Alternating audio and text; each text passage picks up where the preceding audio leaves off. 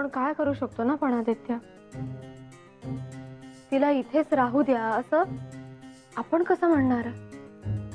हो, आणि त्या मुलाचा पण काय प्रॉब्लेम आहे मला कळत नाही. त्याचा फोनच लागत नाही.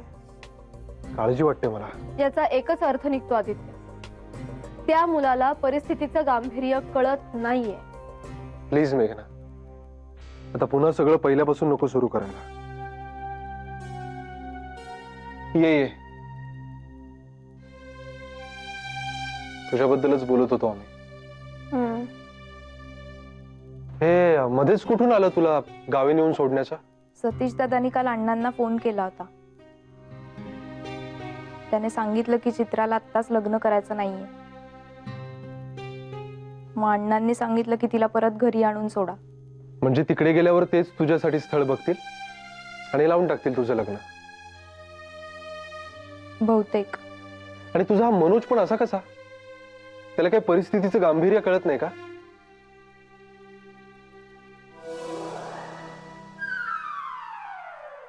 अरे त्याचा फोनच लागत नाही, याला काय अर्थ आहे? अरे त्याच्या घराच्या इथे खरंच रेंज नसते.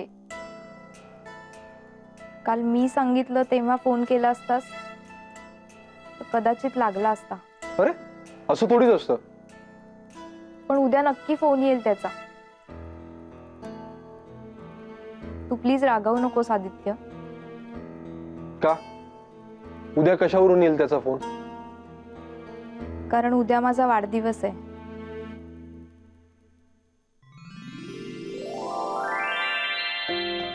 बरोबर आहे. मग नक्की येईल त्याचा फोन. पण त्याचा फोन आल्यावर मला दे काय, नाहीतर त्याच्याशी बोलण्याच्या नादात विसरूनच जाशील. नाही, देईन नक्की. चल येते मी.